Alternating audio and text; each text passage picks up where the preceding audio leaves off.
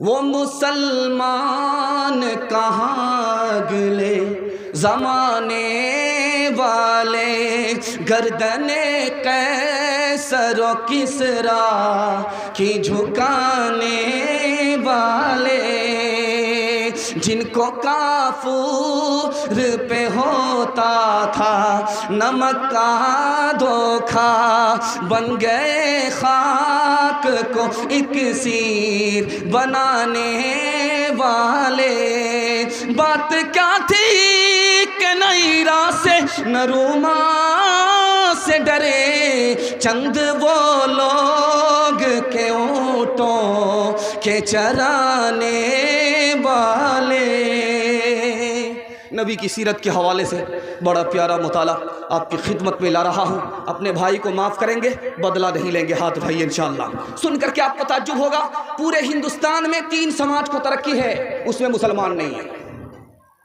पूरे हिंदुस्तान में सिर्फ 3 समाज को तरक्की है, बाकी किसी को नहीं है। उसमें मरवाड़ी है, गुज्जर है, महता है, मुसलमान नहीं है। अब मैं आपको राज बता रहा हूँ, मरवाड़ी को तरक्की है, गुज्जर को तरक्की है, महता को तरक्की है, मुसलमान को तरक्की क्यों नहीं है? वजह यह है कि मरवाड़ी में जो नीचे आता है सब उसको मिल करके उठाते हैं, सब उसकी मदद करते हैं, उसको उठाते हैं। 20 बार अगर वो घाटा उठाता है सब उसकी मदद करते हैं। उनका झगड़ा घर ही में हल हो जाता है, अदालत में नहीं जाता। मुसलमानों का मसला झगड़ा घर में हल होता नहीं है, अदालत जाता है। और मुसलमान में कोई ऊपर जाता है उसको टांग खींच करके बराबर करते हैं, इसलिए उनको तरक्की है, हमको तरक्की नहीं। सीरत के हवाले से आपको पैगाम सुनाने के लिए जा रहा हूं। आप भाई को माफ कीजिए, पड़ोसी को माफ कीजिए, बदला मत लीजिए, कल से आपकी तरक्की शुरू हो जाएगी। खरबूजा खरबूजे को देख करके रंग पकड़ता है, पहले आप माफ कीजिए, पूरी दुनिया आपको माफ करेगी। मैं सुनाने के लिए जा रहा हूं। अभी इलेक्शन का जमाना था, आपके सामने से गुजरा, लोग गुजरते होंगे, मुझको वोट दीजिए मैं वफादार हूं। वो कहता है कि मुझको वोट दीजिए मैं वफादार हूं। आपको कैसे पता चलेगा कि ये वफादार है? अगर ये दूसरे को धोखा देता है, दूसरे से धोखा खाता है, ये वफादार नहीं हो सकता। मदद का क्या मतलब है, खिदमत का क्या मतलब है? मुखिया भी कह रहा मैं खिदमत के लिए आ रहा हूं, समिति भी कह रहा खिदमत के लिए आ रहा हूं। खिदमत का मतलब क्या है? मुसलमान की जान की हिफाजत करे, मुसलमान के माल की हिफाजत करे, मदद की जरूरत पड़े मदद दे, मोहब्बत करे, गलती हो जाए माफ करे, इसका नाम खिदमत है। 2-3 मिसाल दे रहा हूं, पैगाम को खत्म कर रहा हूं। आप देखेंगे मदीने के अंदर लाखों कबूतर हैं, मक्के के अंदर देखेंगे लाखों कबूतर हैं। ये लाखों कबूतर कहां से आए? आप देखेंगे लाखों कबूतर आपको हरम के अंदर नजर आएंगे, मक्के के अंदर नजर आएंगे, मदीने के अंदर नजर आएंगे। अल्लामा ज़रक़ानी रहमतुल्लाह अलैह ने लिखा है, गारे सौर में नबी आकर के छुपे हैं, गारे सौर में नबी आकर के छुपे हैं। मकड़ी ने जाला लगाया, कबूतर ने अंडा दिया, ये लाखों कबूतर उसी जोड़े की नस्ल है। आप नबी के दीन पर खड़ा हो जाइए, नबी के दीन को मदद कीजिए, अल्लाह आपकी औलाद को ऐसे बढ़ाएगा जैसे हरम के कबूतर की नस्ल को अल्लाह ने बढ़ाया। दूसरी बात को याद रखिए, हमारे नबी के बारे में सीरत में आता है कि बकरी चराई है, ऊंट नहीं चराया। बकरी तो चराई है लेकिन ऊंट नहीं चराया। ये राज आपको बता रहा हूं। ऊंट चराना आसान है, बकरी चरानी बहुत मुश्किल है। इधर भागती है, उधर भागती है, इधर भागती है, उधर भागती है, उसको जोड़ करके रखना पड़ता है। उस पर भेड़िए का हमला होता है, हमले से बचाना पड़ता है। नबी बाद में बनाना है, उम्मत को चलाना है, शैतान भेड़िए से बचाना है, इसलिए पहले बकरी चरवाई, उसके बाद नबी बनाया। तीसरी बात को याद रखिए, हमारे नबी मेराज में कहाँ गए हैं? अर्श को गए। अर्श कौन सी जगह है? जमीन को तय करने के बाद, आसमान को तय करने के बाद, एक आसमान के बाद दूसरे आसमान, दूसरे आसमान के बाद तीसरा आसमान, सारे आसमान को तय करने के बाद तब आदमी अर्श को पहुंचता है। उसके बाद दुनिया खत्म है, नबी को बुलाया जा रहा है अर्श पर। 2 मकसद से बुलाया गया। दुनिया को बताना था, तुम जिस नबी को जलील करना चाहते थे, जिल्लत की पस्ती में लाना चाहते थे, देखो हम इज्जत की चोटी पर ला करके दिखा दिया। और अर्श के बाद दुनिया खत्म है, इस नबी के बाद कोई नबी आने वाला नहीं है, ये आखिरी नबी है, इसलिए नबी को मेराज हुआ। 3 बातें आपके सामने आ रही हैं सीरत के हवाले से। सीरत को पकड़िए, दांत से पकड़िए, सुन्नत को छोड़ेंगे आपको क्या नुकसान होगा? मरने के बाद चेहरा किबले की तरफ नहीं होगा। इब्न रजब हम्बली, फिक़्ह हम्बली के बहुत बड़े फ़क़ीह हैं, लिखते हैं कि कफन चोर था, कफन खींच लेता था, कब्र को खोलता था, मुर्दे से कफन को खींच लेता था। जब उसका हाथ पकड़ करके पूछा गया, जब तुम मुर्दे से कफन को खींचते थे तो मुर्दे का चेहरा किधर होता था? तो कहा 80% लोगों का चेहरा किबले की तरफ नहीं होता था। कहा हम तो सुन्नत के मुताबिक जब मुर्दे को लिटाते हैं तो दाईं करवट पर लिटाते हैं ताकि चेहरा किबले की तरफ हो जाए। बात क्या है, कफन जब तुमने उतारा और मुर्दे का चेहरा किबले की तरफ नहीं था। इमाम औज़ाई बहुत बड़े मुहद्दिस हैं, रहमतुल्लाह अलैह, लिखते हैं असल में पूरी जिंदगी इसने सुन्नत से मुंह मोड़ा, अल्लाह ने किबले की तरफ से मुंह मोड़ दिया। आपसे कहा जाता है कि भाई फर्ज को पढ़ना है, वाजिब को पढ़ना है। मैं राज बता रहा हूं, फर्ज आपका छूटेगा नहीं और वाजिब आपका छूटेगा नहीं। आप सुन्नत को पकड़ लीजिए, सुन्नत को पकड़ेंगे फर्ज नहीं छूटेगा, सुन्नत को पकड़ेंगे वाजिब नहीं छूटेगा। अगर आपने सुन्नत को छोड़ा तो आज तो वाजिब छूटा है, कल फर्ज छूट जाएगा। जब फर्ज छूट गया तो अल्लाह अपनी पहचान से महरूम कर देगा। सुन्नत को छोड़ना नहीं है, सुन्नत को अगर छोड़ेंगे तो अल्लाह के रसूल की धमकी है, तुम अपनी माँ से जिना करोगे ऐसे जैसे यहूदी जिना करता है, तुम यहूदी बन जाओगे, मुसलमान नहीं रहोगे। मैं तुम्हारा नबी नहीं, तुम मेरे उम्मती नहीं। सुन्नत को दांत से पकड़ना है ताकि हाथ भी कट जाए लेकिन सुन्नत की हिफाजत हो। नमूना देने के लिए जा रहा हूं, ध्यान से सुनिएगा। हमारे नबी के ऊपर आसमान से कितनी बार पैगाम आया? हजरत आदम के ऊपर 12 मरतबा, हजरत ईसा के ऊपर 13 मरतबा, हजरत इदरीस के ऊपर 4 मरतबा, हजरत इब्राहिम के ऊपर 40 मरतबा और हजरत मूसा अलैहिस्सलाम के ऊपर आसमान से अल्लाह का पैगाम कितनी बार उतरा? 500 मरतबा। हमारे नबी के ऊपर आसमान से अल्लाह का पैगाम कितनी बार उतरा? 24,000 बार।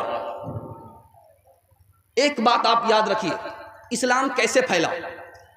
1984 की रिपोर्ट है, 235% इस्लाम फैला। ईसाई ने लड़की को लगा करके, शराब और शबाब को लगा करके ईसाइयत नहीं फैला सके। ईसाइयत कितनी फैली? 47%। इस्लाम गरीबी में बगैर माल लुटाए हुए, बगैर लड़की को हवाले किए हुए इस्लाम फैल गया 235%। अंग्रेज लिखता है इस्लाम फैला मोहम्मद की वजह से। मोहम्मद कैसे फैलाए? मस्जिद की वजह से। मस्जिद से इस्लाम कैसे फैला? नमाज के लिए कहा सबको जमात के साथ पढ़नी पड़ेगी और जमात के साथ इत्तिहाद हुआ। मोहम्मद की वजह से इस्लाम फैला। इस्लाम फैला मस्जिद की वजह से, और मस्जिद की वजह से कैसे फैला? मस्जिद से मुसलमानों को इत्तिहाद मिला। मैं हाथ जोड़ करके आपसे कहता हूं, देवबंदी की मस्जिद है नमाज पढ़िए, बरेलवी की मस्जिद है नमाज पढ़िए। अल्लाह के रसूल की हदीस है, जिसके पीछे चाहो नमाज पढ़ लो, उसका अमल उसके साथ, तुम्हारा अमल तुम्हारे साथ। मस्जिद को बांटेंगे तरक्की रुक जाएगी, इत्तिहाद खत्म हो जाएगा। तीसरी बात बताने के लिए जा रहा हूं, हमारे नबी ने कितनी जिंदगी में जंग किया? 27। पूरी जिंदगी में हमारे नबी ने कितनी बार जंग किया है? 27। और जख्मी कितने लोग हुए? 127। दोनों तरफ से कितने लोग कत्ल हुए? 1018। कैदी कितने हुए? 6500। सबको छोड़ दिया गया। कत्ल कितने हुए? 1018। पहली जंग अजीम हुई।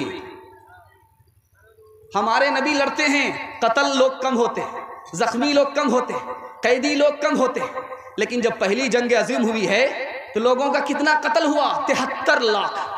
दूसरी जंग अजीम हुई है, लोगों का कत्ल हुआ करोड़ों। वो नबी अमन बन करके आए थे, रहमत बन करके आए थे। आपने सुलह किया, जंग नहीं की, माफ किया, बदला नहीं लिया। आखिरी बात बता रहा हूं, पैगाम को खत्म कर रहा हूं, ध्यान दीजिएगा, ध्यान दीजिएगा। आपने सुना होगा कि आदमी हवा में उड़ता है, ये वली होगा। पानी में तैर जाता है, मसल्ला बिछा करके इस पार से उस पार चला जाता है, ये वली होगा। पल में यहां होता है, पल में वहां होता है, ये वली होगा। तो लिखा है नबी की सुन्नत अगर जिंदगी में है तो वली होगा, नबी की सुन्नत अगर जिंदगी में नहीं है, ये शैतान तो हो सकता है, वली नहीं। एक जाली पीर साहब बस्ती में आए, कहा मैं 1 नंबर का पीर हूं, बैठता यहां हूं, मदीना देख लेता हूं। तो औरत को पता करना था कि 1 नंबर का पीर है या 2 नंबर का पीर है। कहा कि अभी 2 मिनट में पता चल जाएगा। खाना ला करके दिया, तरकारी को भात के अंदर छुपा दिया। कहा आप लोग 1 नंबर के पीर हो, खाना खाओ।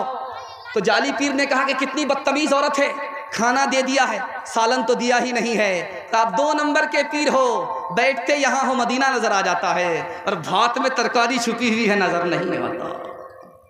कौन है तारिके आईने रसूल मुख्तार, हकीकत खुराफात में खो गई, ये उम्मत रिवायात में खो गई, हकीकत खुराफात में खो गई, हकीकत खुराफात में खो गई, ये उम्मत रिवायात में खो गई। बुझी इश्क की आग अंधेर है, मुसलमान नहीं राख का ढेर है, बुझी इश्क की आग अंधेर है। जवान बड़ी तादाद में बैठे, माँ बहनों के हवाले से, निकाह के हवाले से आपको सुनाने के लिए जा रहा हूँ। ये मेरा आखिरी पैगाम है, आप लोग सुनने के लिए तैयार हैं? दोनों हाथ उठाइए इंशाअल्लाह। आप लोग जब जोश के साथ हाथ उठाते हैं, महसूस होता है कि आप लोग थके नहीं हैं, बेदारी के साथ आप सुनने के लिए बैठे। बहुत प्यारा मुताला आपकी खिदमत में लेकर के आ रहा हूं, इसको ध्यान से सुनिएगा। हम निकाह क्यों करते हैं? ताकि औरत का मर्द का ताल्लुक देर तक रहे। अगर निकाह नहीं होगा तो औरत मर्द का ताल्लुक देर तक नहीं होगा। हम निकाह क्यों करते हैं? निकाह इसलिए करते हैं ताकि दुनिया में फितना फसाद ना हो। अगर निकाह नहीं होगा तो दुनिया में फितना फसाद होगा। हम निकाह क्यों करते हैं? ताकि बच्चे का बाप मिल जाए। अगर निकाह नहीं होगा तो बच्चे को बाप नहीं मिलेगा। हम निकाह क्यों करते हैं? ताकि बच्चा महफूज हो जाए। अगर निकाह नहीं होगा तो बच्चे की हिफाजत करने के लिए कोई खड़ा नहीं होगा। जिना कैसे खत्म होगा, ये राज मैं आपको बताने के लिए जा रहा हूं। अपनी औरत को पर्दे में रखिए। दौलत पर्दे में रहती है, उसको लूटा नहीं जाता। और जब औरत पर्दे में रहेगी, उसकी आबरू पर कोई आंख नहीं उठा सकता। जब दौलत पर्दे से बाहर आएगी तो लूट ली जाएगी। जब औरत पर्दे से बाहर आएगी तो लूट ली जाएगी। दौलत लूटी गई है तो वापस आएगी, लेकिन अगर औरत लूटी गई है तो कभी वापस नहीं आएगी। जो आदमी जिना करता है उसको कड़ी से कड़ी सजा दीजिए। समाजी दबाव, उसका बायकाट कीजिए, जिना खत्म हो जाएगा। निकाह का फायदा आपको बताने के लिए जा रहा हूं। एक हॉलीवुड का हीरो था, उसका नाम था उमर शरीफ। इतनी दौलत कमाई उसने, इतनी दौलत कमाई कि दुनिया के हर बैंक को उसने पैसे से भर दिया।